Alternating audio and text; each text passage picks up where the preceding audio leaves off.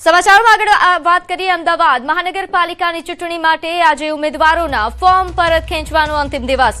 Ahmedabad municipal corporation માટે કુલ 1553 form ભરાયા હતા, જેમાં ચકાસણી દરમિયાન 877 ફોર્મ અમાન્ય થયા અને અમદાવાદ મ્યુનિસિપલ કોર્પોરેશન ચૂંટણી ચકાસણી પૂર્ણ થયા બાદ 676 ફોર્મ માન્ય રહ્યા છે। વધુ વિગત સાથે મારી સાથે સંવાદદાતા વિભુ લાઈવ જોડાઈ ગયા છે। વિભુ, હાલ અમદાવાદમાં કેવા પ્રકારની રાજકીય ગતિવિધિઓ?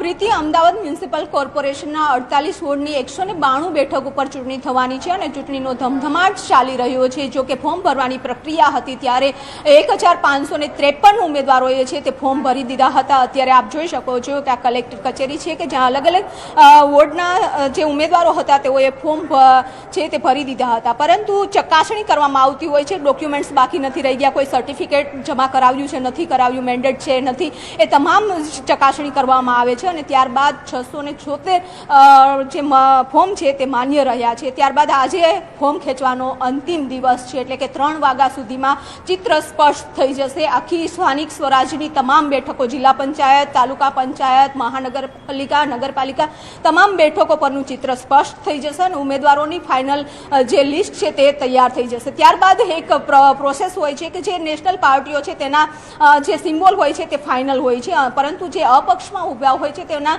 જે સિમ્બોલ છે તે બનાવવાના હોય છે, એટલે કે સિમ્બોલ બનાવવાની આખી પ્રિન્ટ છે તે તૈયાર કરવામાં આવતી હોય છે અને ત્યારબાદ ઈવીએમમાં લગાવવામાં આવતી હોય છે। એટલે કે આજે તમામ જે કઈ બેઠકો ઉપર કેટલા ઉમેદવારો છે તેનું ફાઇનલ છે 3 વાગે થઈ જશે। જી, આ ઉપરાંત હાલ આ પ્રકારની બીજી અન્ય કેવા પ્રકારની રાજકીય ગતિવિધિઓ આપ જોઈ રહ્યા છો? કારણ કે ફોર્મ પરત ખેંચવા માટેના પ્રયાસો જે એકબીજા પાર્ટી કરી રહ્યા છે તેવી પણ ઘણી ઘટનાઓ।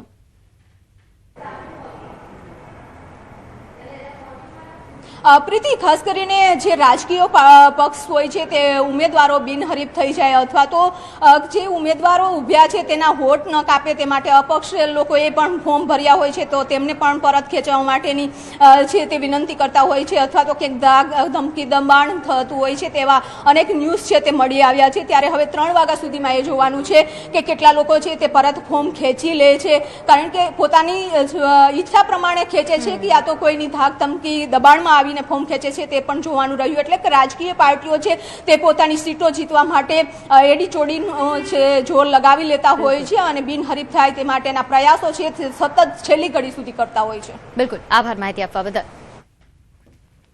તો હાલ જે રીતે સંવાદદાતાએ જણાવ્યું કે આજે 3 વાગ્યા સુધીમાં ચિત્ર સ્પષ્ટ થઈ જશે, તમામ ઉમેદવારોનું ચિત્ર સ્પષ્ટ થશે। બપોરે 3 વાગ્યા સુધીમાં ચૂંટણી ફોર્મ પરત ખેંચવાનું આજે અંતિમ દિવસ। અમદાવાદ મહાનગરપાલિકાની ચૂંટણીનો જંગ, ભાજપ કોંગ્રેસના ઉમેદવારોએ પ્રચાર શરૂ કર્યો છે। વિરાટનગર કોંગ્રેસના ઉમેદવારોએ ડોર ટુ ડોર કેમ્પેઇન શરૂ કર્યું। કોંગ્રેસે આઈટી એન્જિનિયર પાયલ લિંબાચિયાને ટિકિટ આપી છે। તે હવે બદલાવ માટે કોંગ્રેસમાંથી ચૂંટણી લડી રહ્યા હોવાનું જણાવી રહ્યા છે। યુવાઓને રાજનીતિમાં આવવા માટે તેમણે અપીલ કરી। ચૂંટણી પ્રચારના શ્રી ગણેશ થઈ ગયા છે અને તેની રાજકીય પક્ષો પણ હવે લોકો સુધી જઈ રહ્યા છે અને બે હાથ જોડીને મત માંગી રહ્યા છે। ત્યારે કોંગ્રેસ પાર્ટીના વિરાટનગરની જે આખી પેનલ છે તે તમામ લોકો ઢોલ નગારા સાથે પહોંચી રહ્યા છે અને લોકોને કહી રહ્યા છે કે કોંગ્રેસ પાર્ટીને મત આપો અને પ્રચારના પણ શ્રી ગણેશ કર્યા જોયા છે। રણજીતસિંહ, પ્રચાર શરૂ કરી દીધો છે, માત્ર હવે 10 થી 12 દિવસ જ રહ્યા છે। શું લોકોના મુદ્દા રહે છે? તમે પણ એકવાર કોર્પોરેટ રહી ચૂક્યા છે, કયા મુદ્દાઓ સાથે લોકો સુધી જઈ રહ્યા છો અને કેવો રિસ્પોન્સ લોકો આપી રહી છે? આજે હું વિસ્તારની અંદર ફરી રહ્યો છું। લોકોને નળ, ગટર અને પાણીની સુવિધા ઉપર જ અમે આ કોર્પોરેશન લડી રહ્યા છીએ। બીજી વસ્તુ, જે કોંગ્રેસનો મેનિફેસ્ટો છે એની ઉપર અમે લડી રહ્યા છીએ। આજે કોઈ પણ સોસાયટીની અંદર જઈએ છીએ, અમે રાઉન્ડ મારતા જઈએ છીએ વિમલના સોસાયટીની અંદર, દરેક સોસાયટીની અંદર ગટર પાણી ઉભરાઈને બહાર આવે છે। આ 5 વર્ષની અંદર નર્ક જેવું બનાવી આપ્યું છે લોકોએ।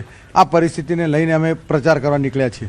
અમે આટલી બધી જગ્યાએ ફર્યા તો અમને એવું લાગ્યું કે ઓલમોસ્ટ બધી જગ્યાએ પ્રોબ્લેમ્સ તો છે. લોકોને ત્યાં પાણી નથી આવતું. હમણાં એક જણે કહ્યું કે અમારે ત્યાં કેટલા ટાઈમથી પાણી નથી આવતું, આવે છે તો બહુ ધીમું આવે છે અને ઓછું આવે છે. ઘણી જગ્યાએ ગટરો બહાર ઉભરાઈને આવી છે. હવે તમે એવો દાવો કરો છો કે અમે વર્ષોથી અમે સારામાં સારું કામ કર્યું છે, તો પછી આ બધા લોકો કેમ આવે છે અમારી સાથે? રણજીતભાઈને અમે જેટલા પણ રાઉન્ડ માર્યા બધા લોકો રણજીતભાઈને ઓળખે છે અને બધા લોકો એવું કહે છે કે એ કોર્પોરેટર રહ્યા નથી અત્યારે છેલ્લા 5 વર્ષથી, તો પણ એ બધી જગ્યાએ જઈને કામ કરે છે. તો જો જે કોર્પોરેટર છે તો એનું કામ શું છે?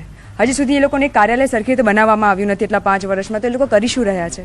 એક યંગસ્ટર તરીકે તમે આ રાજનીતિમાં આવ્યા છો, એવી શું મળી કે કોંગ્રેસ, કારણ કે બધા સત્તા પક્ષમાં હતા, આજે વિપક્ષ તરીકે આવું પણ વિપક્ષમાં એક ઉમેદવાર તરીકે દાવેદારી કરવી પડે? એકચ્યુઅલી હું પહેલેથી કોંગ્રેસ તરફી જ રહી છું. હવે બદલાવ લાવવો જરૂરી છે.